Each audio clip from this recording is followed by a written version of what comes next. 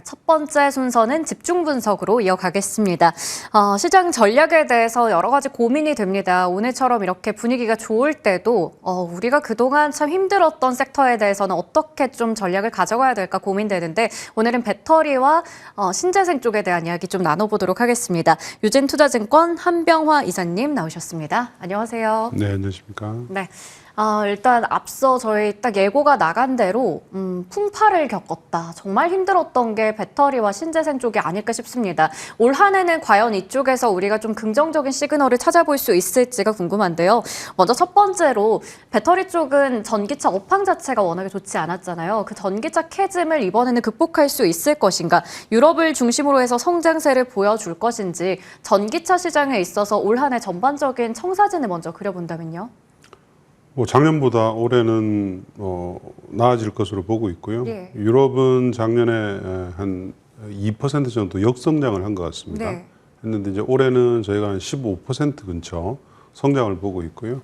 미국은 작년에 아마 9에서 한 10% 정도 성장을 했던 것 같아요. 성장 폭이 이제 대폭 낮아졌는데 올해는 한 25% 정도 성장을 네. 보고 있습니다. 유럽은 자동차에 대한 CO2 배출 규제 강화, 지금 많은 완성차 업체들 또는 일부 국가들에서 완화를 해달라고 요청을 하고는 있는 상태지만 저희들은 그렇게 극적인 큰 완화는 어려울 것 같고요. 예. 일부 아마 벌과금을 조금 지연시켜 준다든지 그 정도의 좀 마이너한 그 규제 완화만 있을 것 같습니다. 그렇다고 본다면 많은 이제 업체들이 그 CO2 배출 규제를 갖다가 준수하기 위해서 전기차를 적극적으로 많이 팔아야 되는 시기입니다. 그러다 보니까 특히 작년 12월까지 완성차 업체들이 유럽에서는 그렇게 많은 노력을 하지 않았거든요. 근데 달라질 것으로 보고 있고요. 미국은 트럼프 이슈가 있습니다만 비테슬라 그리고 테슬라까지도 올해 이제 저가 모델 출시가 있고 주니퍼라는 신규 모델 Y의 신규 모델이 이제 또 나오기 때문에 올해 한 25% 정도 성장을 보고 있는데요. 트럼프가 이제 보조금 낮추려고 하고 있잖아요. 또는 없앤다는 얘기도 있습니다만 그 시점에 따라서 그리고 방법을 어떻게 하느냐, 한꺼번에 없애느냐, 점진적으로 없애느냐 이 방법에 따라서 올해 그렇게 되면 이제 보조금 축소나 폐지 전 수요 증가가 있습니다. 그래서 25% 이상 충분히 성장할 것으로 그렇게 보고 있습니다. 예, 유럽을 기반으로 해서 또 어떻게 보면 캐즘에 있어서 맞설 수 있을 것으로 보이고 전반적으로 작년보다는 그 수요가 좀 늘어날 것이다 얘기 주셨어요. 미국에 대해서는 트럼프 취임까지 이제 얼마 남지 않은 상황에서 확실히 그 IRA의 폐기 혹은 점진적으로 보조금을 삭감해 나간다 이걸 좀 보면서 대응을 해야 될 것 같습니다. 자, 그러면 미국에 대한 이야기를 좀 더 깊게 해볼 텐데요. 일단은 앞서 말씀해 주신 부분들 체크는 다 해봐야겠지만 그래도 현대차 그룹이 전기차 5종에 대해서 올해 처음으로 미국의 보조금을 받게 됐습니다. 그런 소식 덕분에 지난주 금요일부터 해서 2차 전지 섹터가 좀 좋은 분위기를 나타내고 있거든요. 이건 어떻게 보면 하나의 단비 같은 소식이지 않을까요? 긍정적인 뉴스죠. 그런 네. 뉴스는 긍정적이고 또 특히 중국에서 배터리 기술 수출을 갖다가 억제한다 이런 뉴스도 있었는데요. 네. 사실은 좋은 뉴스이긴 하나 그런 뉴스들이 지금 배터리 관련주들의 주가를 한 이틀 동안 올린 이유는 근본적인 원인은 아니었고요. 수급 요인입니다. 지난 주말부터 오늘까지 이제 오르는 이유는 그동안 이제 우리나라 시장이 정치 환경까지 겹쳐지면서 글로벌 시장에서 완전히 소외된 상태다가 일부 큰 이제 차익 거래 펀드 이런 이제 펀드들은 매도 쪽으로 많이 이제 가닥을 잡고 있었거든요. 그런데 이제 그런 부분들이 조금 피크아웃을 한다고 보여지면서 자연스럽게 이제 매도 포지션을 좀 정리하는 이제 그런 이제 수요들이 있었고요.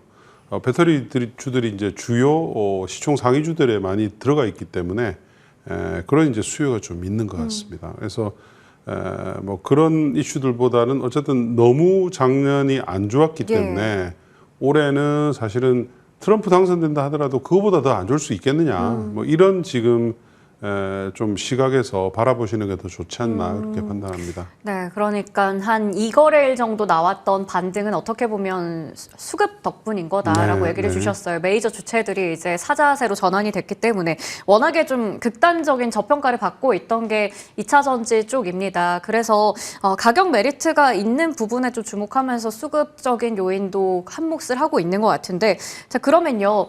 올해가 뭐 트럼프가 이제 취임을 하더라도 작년만큼 안 좋을까? 뭐 이런 얘기를 해주셨잖아요. 그만큼 웬만한 악재는 좀 소화를 했다고 봐야 되는 건지, 지난 금요일장으로 우리가 돌아가 본다면 그때 테슬라의 4분기 연간 인도량이 처음으로 감소했다. 이런 안 좋은 소식이 나왔음에도 불구하고 테슬라 주가는 빠졌지만 국내 2차 전지주들은 올랐단 말이죠. 그걸 봤을 때 리포트에서 언급해 주신 것처럼 지금은 우리가 큰 그림을 보면서 좀 대응을 해야 되는 구간일까요? 네, 그렇습니다. 테슬라는 사실은 우리 배터리 업체들과의 주가 상관관계가 약해진 지가 오래됐습니다. 예. 뭐 최근에 테슬라의 상승이 전기차의 상승이라고 볼 수가 없죠. AI라든지 로봇이라든지 자율주행. 그러니까 규제 완화에 따른 테슬라의 중장기 성장을 보고 투자하는 것이지 단기간에 전기차 쪽이 판매가 많아서 이제 주가가 오른 것이 아니었거든요. 예. 그래서 사실은 우리 업체들하고 상관이 없고요. 우리 업체들은 어쨌든 GM, 포드, 스텔란티스 이런 미국의 테슬라 제외한 주요 세계 업체들의 이제 배터리, 전기차 배터리 그 상대방이기 때문에 비테슬라 쪽의 판매가 늘어나는 것에 대해서 훨씬 더 민감도가 큽니다. 근데 이제 다행스럽게도 작년 12월까지도 비테슬라 부분의 미국의 전기차 판매는 상대적으로 견조했다. 그렇게 이제 보고 있기 때문에 미국만 보면 사실은 좀 바닥을 좀 지나가는 그런 국면이라 이제 볼 수 있을 것 같고요. 유럽은 이제 1월, 2월, 한 3월 정도까지의 추세를 좀 확인을 해봐야 됩니다. 근데 어쨌든 1분기보다는 2분기로 가면 갈수록 훨씬 더 좀 강해질 것으로 보고 있거든요. 왜냐하면 이제 1분기까지는 지금 EU의 완성차 업체들과의 줄다리기가 아직 좀 남아 있습니다. 예. 어떻게 이제 완화를 좀 해줄 것인지. 근데 이제 저희는 단순 완화보다는 완화 플러스 보조금을 준다든지 이런 이제 당근책이 같이 제시될 것으로 보고 있기 때문에 좀 긍정적으로 보고 있는 상황입니다. 네. 테슬라와 이제 직접적으로 우리가 2차 전지주들을 연관 짓기에는 그 연결고리가 많이 약해졌다라는 부분도 짚어주셨습니다. 자, 그러면요. 2차 전지 업체들에 있어서 우리가 지금까지 전기차의 수요나 앞으로의 규제 완화 이런 것들 좀 짚어봤는데 하나의 새로운 사업으로 많이 부각받고 있는 게 에너지 저장 장치 ESS 쪽입니다. 캐즘의 여파가 지속되는 가운데 이쪽에서 우리가 좀 기회를 찾아볼 수는 있을까요? 네, 뭐 좋습니다. 왜냐하면 ESS는 뭐 테슬라 실적에서도 발표했지만 테슬라도 지금 전기차는 안 좋지만 강력한 성장을 네. 하고 있고요. ESS는 중장기적으로 전기차 시장보다도 성장률이 훨씬 더 높을 수밖에 없어요. 왜냐하면 누적되어져 있는 대규모 재생에너지를 갖다가 간헐성이라는 것을 없애는 현재로서는 뭐 거의 가장 강력한 수단이기 때문에 ESS 판매는 미국 시장에서 앞으로 2030년까지 제가 판단하기로는 한 30에서 40% 정도 성장 속도로 늘어날 것 같아요. 이거는 이제 초기의 전기차 성장 속도였거든요. 그렇기 때문에 좋고요. 한국 업체들은 그동안 사실은 좀 소외되어 있었습니다. 네. LFP로 심지어 지금 테슬라도 네. 많이 만들고 있기 때문에 그러나 이제 트럼프가 당선되면서 중국에서 넘어오는 배터리에 대해서 그 관세가 현재보다 훨씬 더 높아질 것 같아요. 그렇게 된다면 미국 시장 내에서의 한국의 업체들의 과거에 이제 높았던 지위를 다시 이제 되찾을 가능성이 높아지거든요. 그래서 최근에 보면 LG엔솔의 ESS 수주가 많이 늘어나고 있죠. 네. 그래서 그런 부분들을 감안했을 때 아무래도 전기차 부분을 좀 상쇄해주는 약세를 좀 상쇄해주는 그런 역할을 할 수 있을 것 같고요. 네, 그렇습니다. 예. 그렇다면 2차 전지 쪽을 투자할 때 가장 고민되는 게 이제 그거예요. 셀을 봐야 되는지 소재를 봐야 되는지 전반적으로 다 저평가다 보니까 어느 쪽부터 봐야 될까요? 그 업황이 반등을 할 때는 항상 시총 상위주들부터 반등을 합니다. 네. 그래서 셀 안에서도 LG엔솔이 제일 강한 것이고요. 그다음에 이제 소재주에서는 당연히 양극재 업체들이 주가가 이제 가장 빠르게 움직이죠. 왜냐하면 수급 요인들이 같이 이제 활동을 하기 때문에 그렇고요. 그 이제 그게 어느 정도 턴어라운드가 완전히 확실해진다. 이제 이렇게 되어지면은 그때서부터는 이제 확산이 되죠. 그때는 이제 밸류에이션 상으로 예. 저평가된 종목 쪽으로 그런 이제 수요가 확산이 되기 때문에 네. 그 순서대로 투자하시면 될 것 같습니다. 확실히 그 수급이라는 게 상당히 또 이 섹터에게 중요한 또 그렇습니다. 상승 동력 네. 중에 하나이기 때문에 그 수급이 또 집중되는 게 시총 상위주다. 그 부분에 대해서 얘기 주셨어요. 최근에 이제 보더라도 LG 엔솔이나 LNF 이러한 또 시총 상위주들의 움직임이 활발하게 나타나고 있습니다. 자, 이렇게 2차 전지 이야기를 해봤고요. 이어서 신재생 에너지 섹터도 좀 궁금한 게 트럼프 2.0 시대가 되면서 사실 좀 많이 소외가 되기도 했습니다. 그리고 작년 한 해 너무 아쉽기도 했었고요. 하지만 지난주부터 풍력이나 태양광 이런 쪽이 슬금슬금 미국에서부터 관련주들 올라오고 우리 시장에서도 괜찮은 분위기가 보이더라고요. 일단은 트럼프의 화석연료 부흥책에 따라서 신재생주의 앞날이 너무나 궁금한 게 그 산업에 대한 입지가 많이 줄어들 것이다라고 하고 오히려 탄소 포집이 주목을 받을 거다라고 하는데 반면에 또 일각에서는 바이든 행정부가 그 철회 불가능한 시추 제한 해역을 발표해서 어떻게 보면 트럼프의 에너지 공약에도 약간의 차질이 있을 수 있다라고 하던데 어느 쪽에 좀 더 무게를 두세요? 트럼프가 1기를 한번 지냈잖아요. 예. 이미 2017년부터 20년까지 지냈었고요. 그 당시를 보면 지금 답이 다 나와 있습니다. 그러니까 트럼프가 말은 많이 하면서 굉장히 극단적인 말은 많이 하지만 트럼프의 앞으로의 4년이 글로벌 트렌드를 갖다 바꿀 수는 없어요. 왜냐하면 이제 세 가지 요인이 있습니다. 첫 번째는 의회가 있고요. 두 번째는 주들이 있고요. 세 번째는 기업입니다. 의회는 대통령만큼이나 막강한 권한을 가지고 있습니다. 그래서 공화당 지역에 굉장히 많은 투자가 일어나는 여러 가지 전기차라든지 재생에너지 보조금에 대해서 그렇게 막무가내로 배제할 수는 없고요. 두 번째는 이제 주들이죠. 캘리포니아를 비롯한 또는 미국의 북동부 지역의 주들은 전기차뿐만 아니라 재생에너지 프로젝트를 자체적으로 굉장히 지원합니다. 그렇기 때문에 거기는 연방정부 말을 안 듣죠. 예. 연방 4년의 그 트럼프의 집권보다 주들은 영원하잖아요. 그래서 캘리포니아를 비롯해서 민주당의 아성인 주들이 미국에 거의 한 20개 남짓 있기 때문에 전기차로 보면 한 40% 이상, 그 다음에 재생에너지로 봤을 때도 뭐 그 정도로 이제 시장이 있기 때문에 사실은 크게 우려할 필요 없고요. 그 다음 세 번째는 이제 기업인데요. 전력을 예를 들면 과거 트럼프 일기 때보다 지금 굉장히 강력한 전력 수요가 일어나고 있습니다. AI 때문인데요.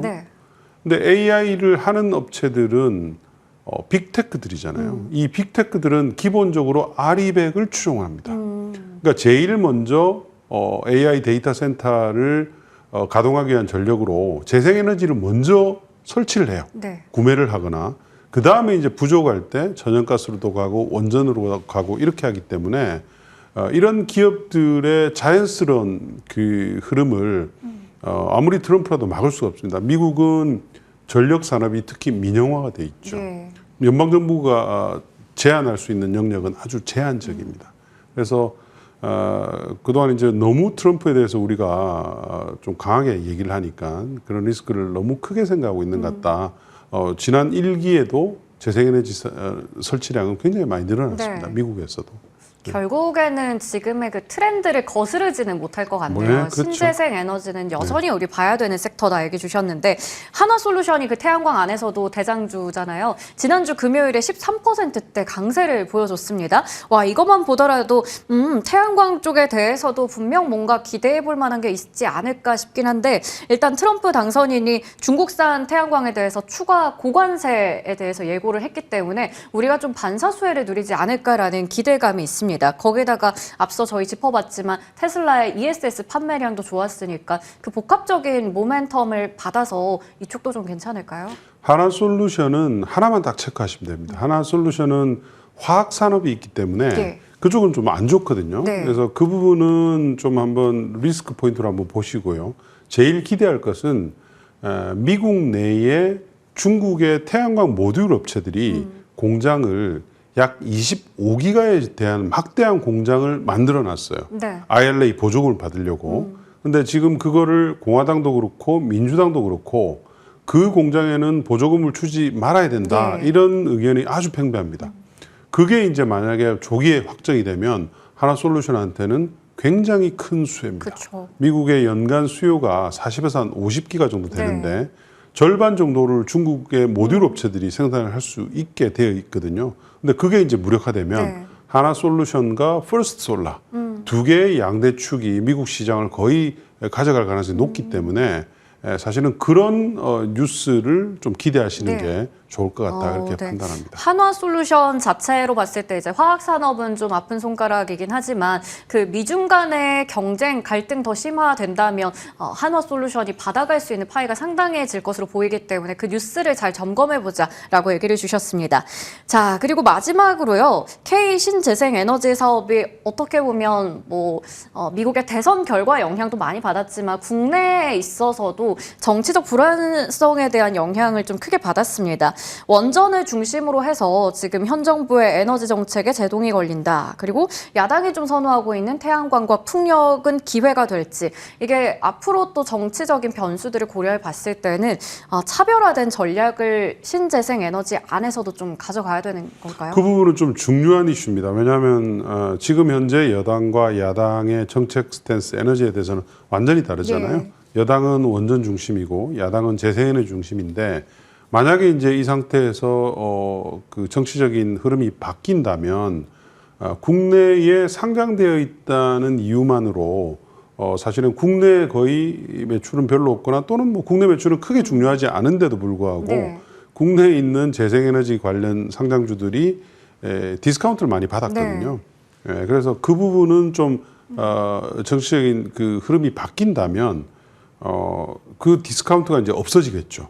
오히려 그 재생에너지 중심의 정책들이 나오게 된다면 국내 풍력, 태양광 상장돼 있는 종목들은 과거보다는 좀 나아지지 않을까 그렇게 판단합니다. 네, 그 부분도 좀 꾸준히 보면서 대응을 해야 되겠네요. 일단은 원전과 태양광, 풍력 이렇게 좀 따로 떼고 우리가 차별화 전략들을 꾸준히 뉴스 보면서 따라갈 필요는 있어 보인다라고 얘기를 주셨습니다. 오늘 이렇게 해서 K배터리와 재생에너지에 대해서 자세한 이야기 좀 풀어봤고요. 지금까지 유진투자증권 한병화 이사님과 함께했습니다. 말씀 고맙습니다. 네, 감사합니다.